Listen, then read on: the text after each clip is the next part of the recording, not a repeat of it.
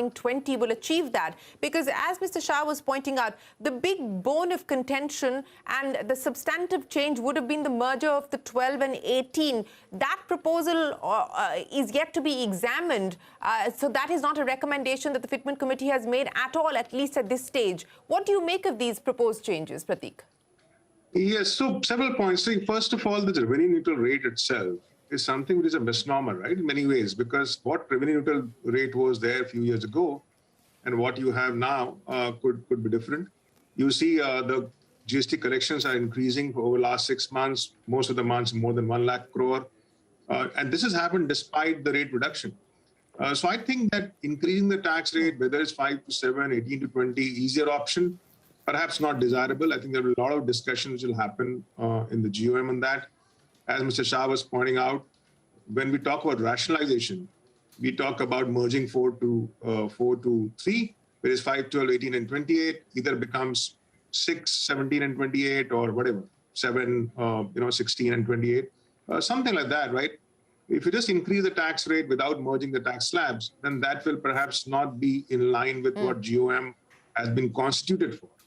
Now, you have to remember that in the 5% category also, there are a lot of items, right? Edible oil and, transportation and real estate and restaurant, and it will impact the common man. Even 12 to kind of, if you increase 12 and 18 and merge it to 16 or 17, there are a lot of items in the 12% category, like food items, right? Fruit juices and so on and so forth. I mean, whether you would want to increase the tax rate or not, that's a question. So I think a lot of things have to be done. My take on this is that it's just an initial discussion happening in GOM. Till now, GOM has been focused on inverted duty structure, to my mind. These discussions have not come on fore.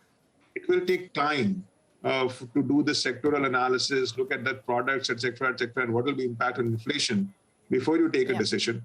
But I would want to see a 3-rate structure and not necessarily the rate increase, really. Yes, a 3-tiered structure is what everyone is keen on. As we've been pointing out, this is not the final decision. This is just the Fitment Committee's recommendations, which will be taken up by the GOM. If the GOM passes this, then it will be taken up by the GST Council. So this is not a done deal. In fact, it's a long way away from being a done deal just yet. But Mani, let me come to you now on some of the proposed changes. And as Pratik and Mr. Shah both were pointing out, it's not necessarily desirable politically either for the GST Council to consider hiking rates at this point in time. Let's take a look at what's under the 5% GST rate slab, for instance. LPG, branded milk products, oil seeds, branded fruit grains, coal, mineral, granite, marble, gypsum. I mean, these are just some of the items that fall under the 5% bracket, which the Fitment Committee is proposing to move to 7%. 18%. TV, fridge, washing machine, geyser, fans, soaps, shampoos, body wash, detergents. Again, there the proposal is to move 18 to 20%. Do you believe that we could be looking at any significant rate increase? Do you believe that there is the political appetite at this point in time to consider anything of the sort, even though that might be the recommendation? Okay, so Shireen, the way I look at it is undoubtedly we should be having fewer rates, and we should be looking at a rate structure which has got 2 slabs or 3 slabs only. Now, that's certainly the long-term or the medium-term ambition, and no doubts on that, no two views on that. Having said that, what we also have to bear in mind is after GST was introduced, at the stage when GST was introduced, the rates on virtually all products came down. There were a few where it went up, but largely it was one where it came down. Subsequent to GST introduction, we have only seen the rates coming down. In fact, many of the 28% products were brought down to 18% or so. So today, when we look at this, if we look at it in a slightly larger perspective, as we approach GST, which is entering the 5th year, and the GST in 6 months from now will be a 5-year-old tax. Is it the right time to have a relook and see, are the rates the right rates for certain products? Are certain products cross-subsidizing certain other products? Would there be a business case for certain products which are, I would say, price inelastic, as opposed to certain products which are price elastic? possibly as we approach the fifth year of GST, which is not too long away, maybe this is the right time to look at the products, see how they are classified, see should certain rates be changed, should certain rates not be changed, etc. Now, we have to keep in mind that in GST, today the rates that are there are common for goods and services. So the 18% applies for virtually most of the services, excepting very few of them. And it applies to, I would say, majority of the goods. Now, in respect of services, there is possibly a good case for reducing the rate from 18% to 15, 16 or whatever, because that is one area where the rate really increased by 20% when GST got introduced. But the moment we start changing the rate of services from the rate of goods, we are again going to have rate complexity. And there would be an arbitrage between certain categories of goods and certain categories of services. So complexity and having the right rate will always pull in two different directions.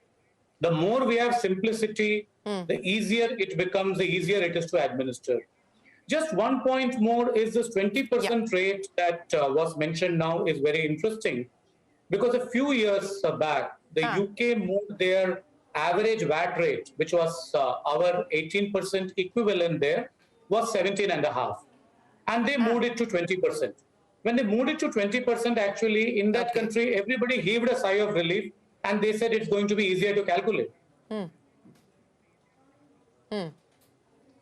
Okay, so perhaps that could have also been a factor that weighed on the GST Fitment Committee's mind. We don't know, but it's an interesting point that you make, Mani. Let me bring Abhishek into the conversation. Abhishek, as Mani was pointing out, we are going to be headed into the fifth year. It will also be a time when the government will have to decide, along with the GST Council, as far as the future of the compensation owed to the states is concerned and what happens after 5 years.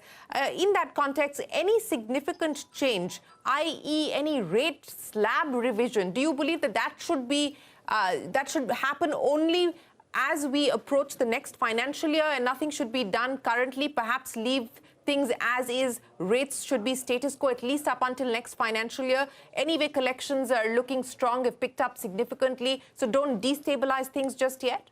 Would that be your view? I completely agree with that view, because rate rationalization is good. Merging products from 12% and 18% will make sense, because that will reduce the classification disputes. But I think any upward revision of rate at this stage from 3 to 5% in case of gold, or for the peak median rate from 18% to 20%, as of now, I think doesn't make too much of sense. One, because in last 4.5 years, we have seen a lot of these changes, whether these pertain to rate changes or the non-tariff changes. So industry has already gone through a lot of such changes. Of course, to broaden the tax base would remain the